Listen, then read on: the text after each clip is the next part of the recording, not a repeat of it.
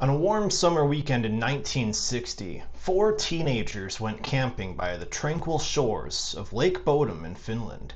By dawn, three of them were dead, and the sole survivor was badly injured. The perpetrator vanished without a trace. This horrific unsolved triple murder has haunted Finland for decades, becoming one of the most notorious crimes in the nation's history.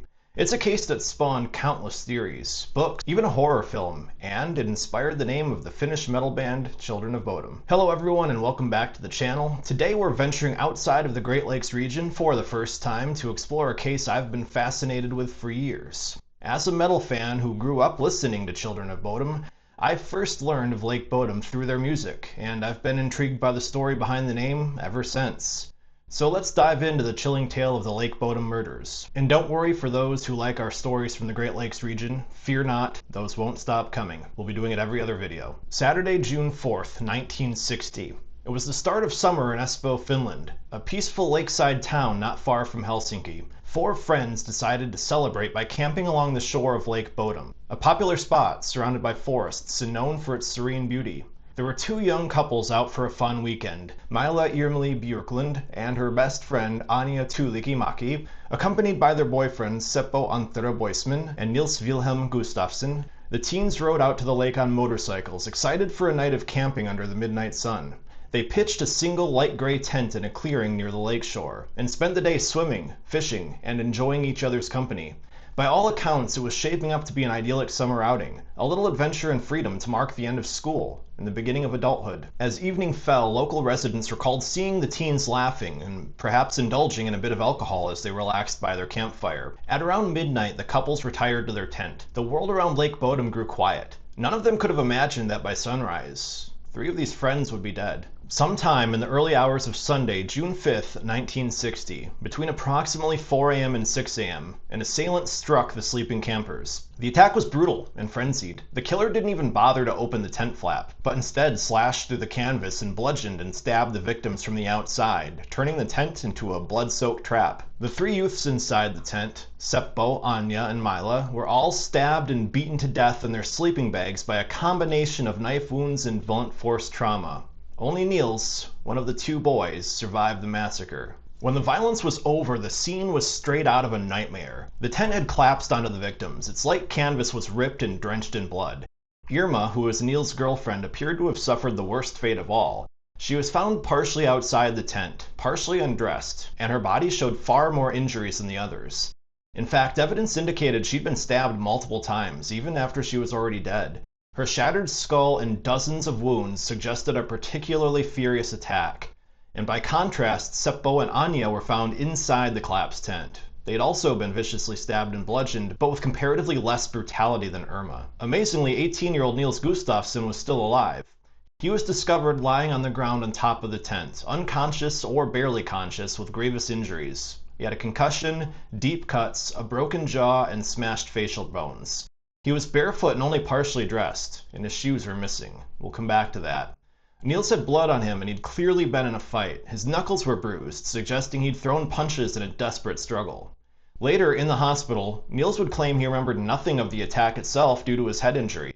He did, however, recall seeing a glimpse of a dark figure with bright red eyes attacking them, a haunting detail he gave in early statements. Whether it was a hallucination or a distorted memory of a flashlight or something else, the image of a black-clad killer with red eyes adds to the eerie aura of this case. Despite the horror that had unfolded, no one immediately realized what had happened. In the dim dawn light of 5 a.m., a group of boys birdwatching near the lake noticed an odd sight. The camper's tent was collapsed and crumbled on the ground. The birdwatchers also reported seeing a blonde-haired man walking away from the campsite around 6 a.m. Now, this stranger didn't call out or raise an alarm, he just simply left the scene. The young witnesses weren't really sure what to make of it. They didn't approach the tent, and apparently they didn't notify authorities at the time, likely thinking it wasn't an emergency. This would later become a key eyewitness account. The image of a blonde man leaving the crime scene at dawn would fuel many suspicions. It wasn't until several hours later, around 11 a.m., that the grisly scene was finally discovered and police were alerted. A local carpenter named Esko Oiva Johansson happened to come across the campsite and was met with a blood-chilling sight. The tent was flattened on the ground with visible blood, and bodies were inside and around it. Flies buzzed around the shredded tent in the morning heat, a sure sign that something terrible had happened.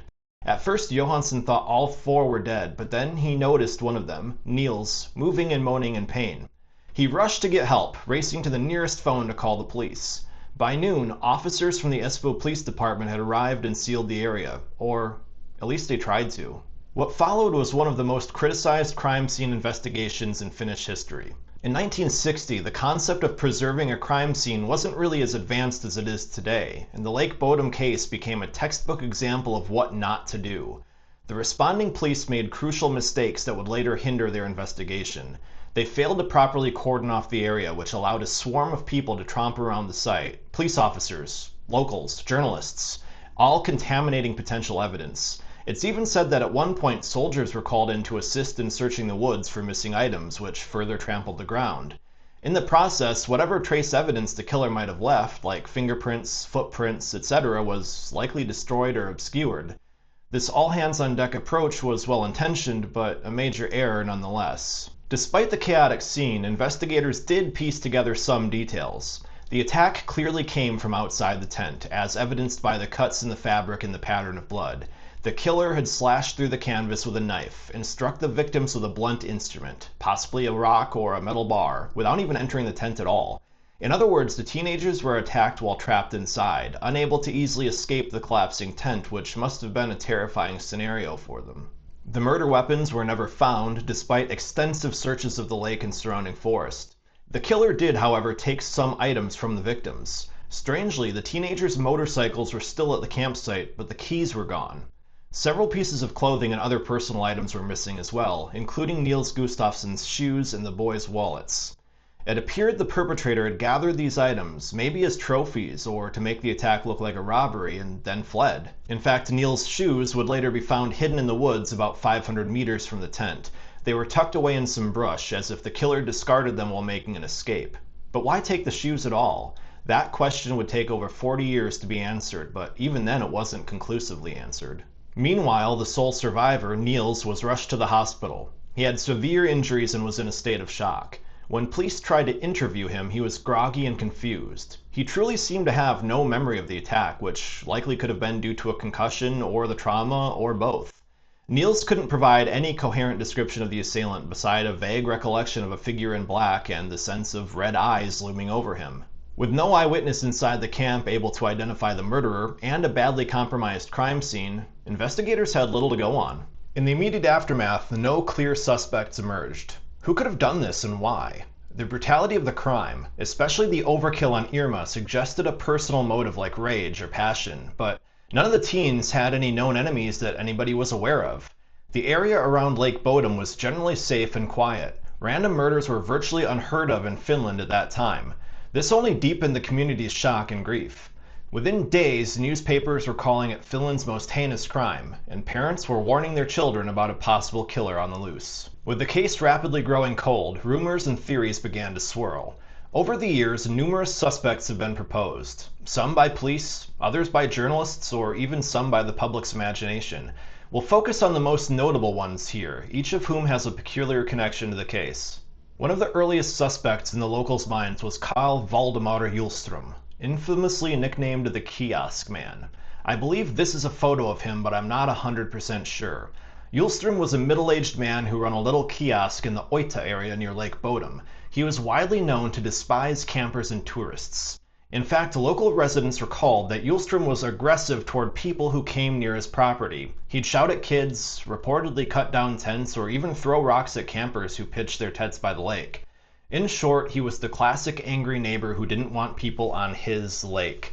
So naturally, when 3 campers were murdered, suspicious eyes turned toward the volatile kiosk man. Over the years, several pieces of circumstantial evidence fueled the Hjulström theory. It was said that some witnesses saw Hjulström returning from the lake area on the morning of the murders, but they were too afraid to report it at the time. Even more damning, Hjulström reportedly confessed to the killings during a drunken conversation with a neighbor, essentially admitting that he did it after having a few too many drinks. But despite these rumors, the police at the time did not have any concrete evidence tying him to the crime. They did question him, but his wife provided an alibi, claiming he was home with her the entire night of the murders. The police accepted this alibi, and regarding his supposed drunken confessions, well, they dismissed them. They considered him to be disturbed and unreliable, and prone to ranting nonsense when intoxicated. But the suspicions persisted in the community. Notably, Hjulström was seen filling in a well on his property just days after the murder. This led many to speculate that he might have hidden the murder weapons or other evidence down the well. Police did conduct a search of his property and well, but reportedly found nothing incriminating. Years later, however, another twist emerged. On her deathbed, his wife allegedly recanted the alibi, admitting that she lied to police because her husband had threatened to kill her if she told the truth. If true, this revelation, coming long after Hjulström himself had died, well, it implies he might have indeed been out of the house that night. So what became of the kiosk man? Well, Hjulström died in 1969, about 9 years after the murders, by drowning in Lake Bodom, under circumstances that suggested he entered the water deliberately. In fact, one version of the story recounted by locals suggests that Hjulström confessed to the murders while intoxicated the night before his body was found floating in the lake. Despite the confession and apparent feelings of guilt, he was never charged with anything related to the case. Officially, the police never found hard evidence to implicate him, but to this day many Finns believe Hjulström was the killer who literally got away with murder, but police continue to maintain that he'd been asleep at home with his wife that night. The truth about Hjulström may never be known, but he remains a central figure in the Lake Bodom lore. Another popular suspect, almost a legend in his own right, was Hans Osman. Osman was a colorful character, a German-born man living in Finland, rumored to have been a former Nazi soldier or even a KGB spy during the Cold War. He lived just a few kilometers from Lake Bodom and thus was on police radar due to the proximity. But it was his bizarre behavior right after the murders that really raised eyebrows. On the morning of June 6, 1960, the day after the killings, Hans Osman showed up at a hospital in Helsinki in a disheveled state. His clothes were stained with what looked like blood, and his fingernails were black with dirt. He was acting extremely nervous and even feigned unconsciousness at one point as if trying to avoid questioning. Doctors and nurses were suspicious. One doctor thought the red stains on his clothing were indeed blood, and they alerted the police. Here's where things get frustrating. Police briefly questioned Osman, but unfortunately dismissed him as a suspect after he provided an alibi. Some sources say he claimed to have been in Germany, though that seems a bit dubious. Believing the alibi, the police did not take his stained clothes for testing, which effectively let a piece of crucial evidence slip away. Osman left the hospital and, curiously, cut his long blonde hair shortly after the murders. Now, why is that interesting? Well, recall that the eyewitnesses by the lake said that they saw a blonde man leaving the scene. In fact, years later, Niels himself, under hypnosis, described the attacker as a blonde-haired figure. So Osman's sudden haircut struck some as an attempt to change his appearance once he realized police might be looking for a blonde suspect. Even more suspiciously, the police had a composite made of Niels' description while under hypnosis of the attacker that came out looking like this. Now, let's compare that to a police photo of Osman.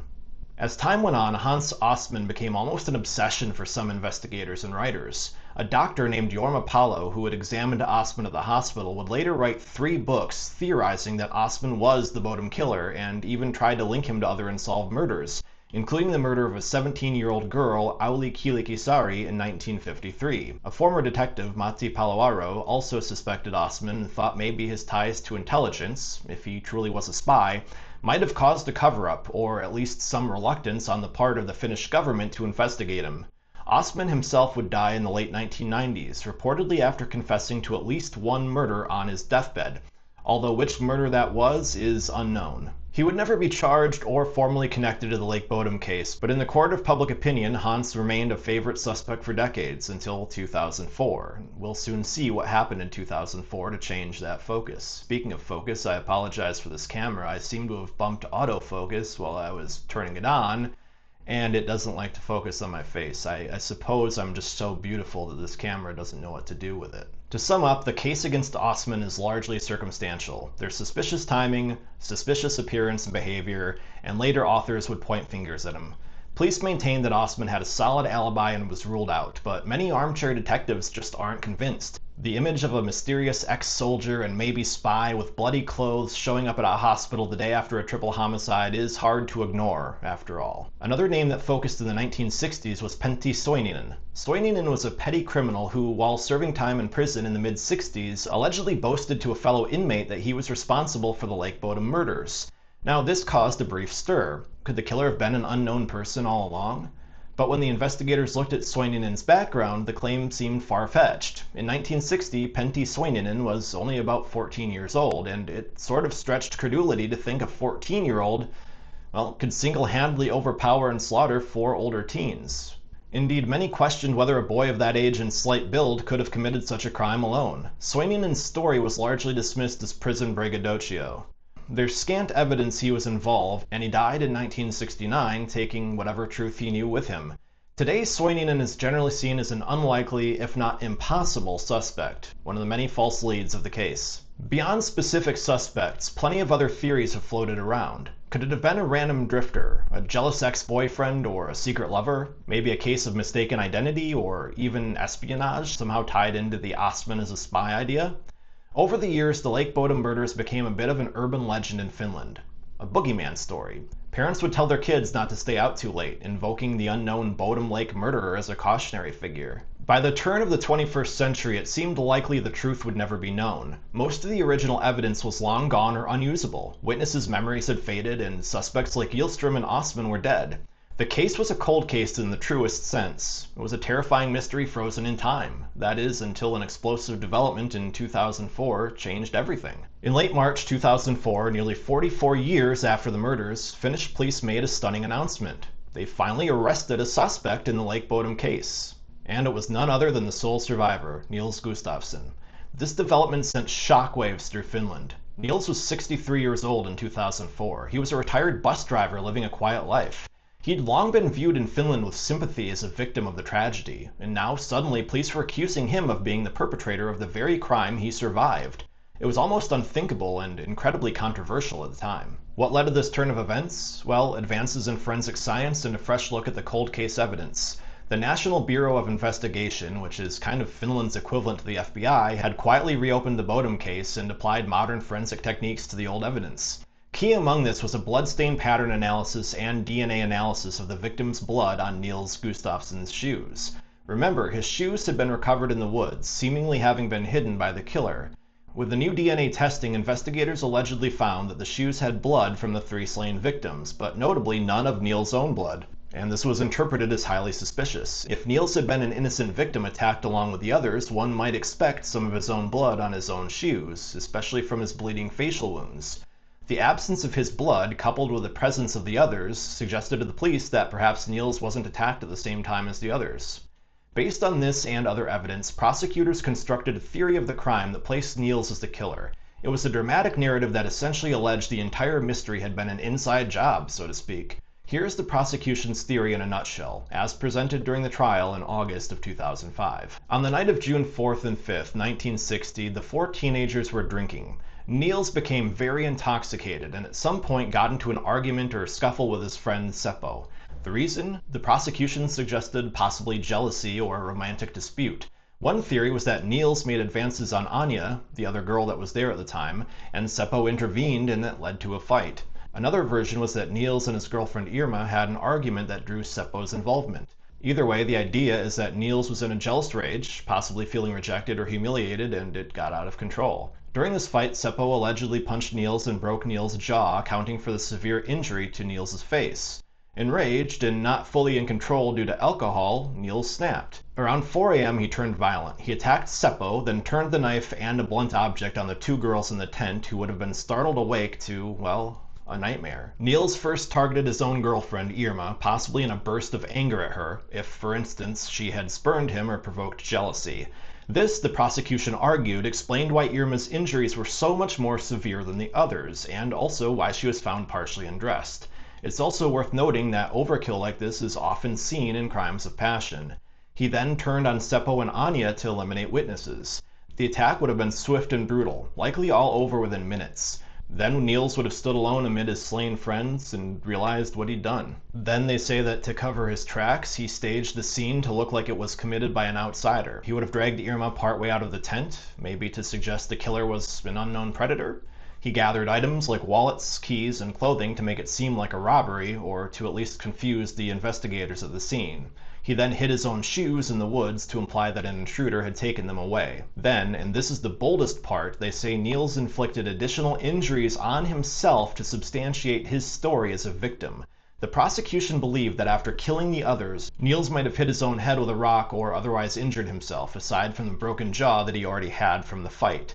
They pointed out that some of Niels' injuries were consistent with self-infliction or a staged struggle rather than an attack by a separate assailant. For example, his concussion and stab wound could perhaps have been done in a controlled way after the adrenaline of the murders had dissipated. Finally, Niels either passed out on top of the tent or just deliberately lay there pretending to be unconscious when help arrived. He knew that he would be found as the lone survivor, and he concocted the story of seeing a black and red-eyed attacker, which is conveniently vague while claiming amnesia for everything else. So that was the prosecution's case, essentially that Niels had gotten into a drunken brawl and slaughtered his friends in a jealous fury and then covered it up.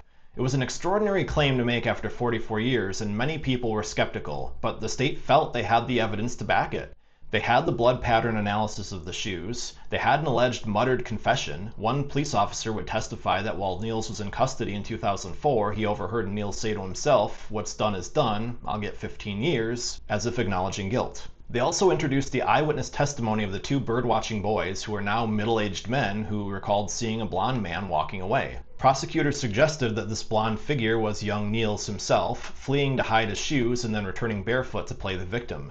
Additionally, in a sensational move, they brought in a new witness, a woman who came forward in 2004 claiming that back on the evening of June 4th of 1960, she'd been camping nearby and that Niels and Seppo had visited her tent. She said Niels was very drunk and aggressive, which supported the idea that he was in a volatile state that night. But the fact that this woman was silent for 45 years and only spoke up after being interviewed for a documentary made many people skeptical of her claims. The trial of Niels Gustafsson gripped Finland, making headlines and newscasts every night. Imagine after decades of fear of a mystery killer, the finger was now pointed at the very person who had been seen as the sole survivor. Gustafsson, for his part, maintained his innocence and stuck to his story that he remembered nothing about the event. His defense team mounted a vigorous counter-argument. They argued that Gustafsson's severe injuries, the broken jaw in particular, would have made it physically impossible for him to go on a rampage and killing 3 people. The defense brought in experts to say that somebody with that kind of trauma would have likely been incapacitated and not capable of silently stalking and murdering his friends. They highlighted the lack of a clear motive. Jealousy was speculative at best. Niels had no history of violence, and by all accounts, he was good friends with Seppo and loved his girlfriend. It was hard to picture him suddenly turning into a sadistic killer without any prior signs. The defense reminded the court of the contaminated crime scene and missing evidence. Crucial items, like the murder weapon, were never found. Thus, there was zero direct forensic evidence that linked Niels to the act of killing. The DNA on the shoes, they argued, could have been explained by a secondary transfer or other scenarios. It wasn't a smoking gun of guilt, given the chaotic scene. And importantly, the defense pointed to the original eyewitness report of a stranger leaving the site. 2 15-year-old boys in 1960 did see someone else there. This, combined with the long-standing suspects like Gillstrom and Osman, meant that there was always a very real possibility that an outsider was the culprit. Gustafsson's lawyer argued that one or more outside attackers were really the only explanations that fit the facts. For instance, she noted that some of Niels' blood was found inside the tent, which indicated he was attacked along with the others despite the prosecution's scenario. The trial was intense, but in the end, the evidence against Gustafsson was deemed to be too weak and too inconsistent to convict him. On October 7, 2005, the Espoo District Court delivered its verdict. Niels Gustafsson was found not guilty of all charges. The court cited the inconclusive nature of the prosecution's evidence, the lack of a credible motive, and the immense passage of time which clouded the case. In essence, there just wasn't enough proof beyond a reasonable doubt that Gustafsson had committed the murders, so he was a free man, with his name legally cleared. After the acquittal, Gustafsson was awarded about 44,900 euros, which is roughly about $50,000, in compensation for the mental suffering caused by being wrongfully detained for months during the investigation. Prosecutors would decline to appeal the verdict, and Gustafsson opted not to sue any media outlets that speculated about his guilt. In interviews following the trial, Niels expressed relief for the outcome, but also some bitterness. He stated he couldn't remember the night, but he knew he didn't kill his friends. When a reporter asked how he could be so sure if he had no memory, he simply replied, "I'm innocent, and that's that." So where does that leave us? Well, after the trial, the case was effectively closed again, with no one held accountable for the Lake Bodom murders. Now, more than 60 years have passed since that terrible night, and the truth remains elusive. Officially, the murders remain unsolved, which makes it Finland's most infamous cold case. Unfortunately, with the passage of time, most of the original evidence is now long gone and many witnesses have died. The tent itself now sits in a police museum. What we do know is that 3 young lives were brutally cut short. Seppo, Irma, and Anya never lived to see adulthood, and their families tragically never saw any justice. Niels, whether victim or suspect, had to carry the physical and mental scars of that night for his entire life. The Lake Bodom murders have undeniably left a mark on Finnish culture. The case has inspired numerous books and documentaries, as well as a 2016 horror film simply titled Lake Bodom. And as I mentioned at the start, the famous Finnish metal band Children of Bodom took their name from this tragedy, a testament to how deeply the story penetrated even pop culture. Yet, despite all the attention, we still don't know who the murderer was. The case file may be closed, but the mystery is very much alive. Was it a crime of passion among friends, or maybe a violent stranger who slipped into the tent in the night? Did the killer take his secret to the grave, or was it possible that the truth lies in evidence that hasn't even been uncovered? What do you think? Let me know in the comments. I'd love to hear your ideas. If you ask me, out of all the suspects, I think Hjulström is probably the most convincing. Thank you for joining me on this deep dive into the Lake Bodom case. Stay safe out there, and if you ever find yourself camping by a lonely lake, well, maybe think twice before telling this story around the campfire. If you feel we've earned it, it would help a lot to hit the subscribe button and send this video to your friends. And again, every other video will still be about the Great Lakes region.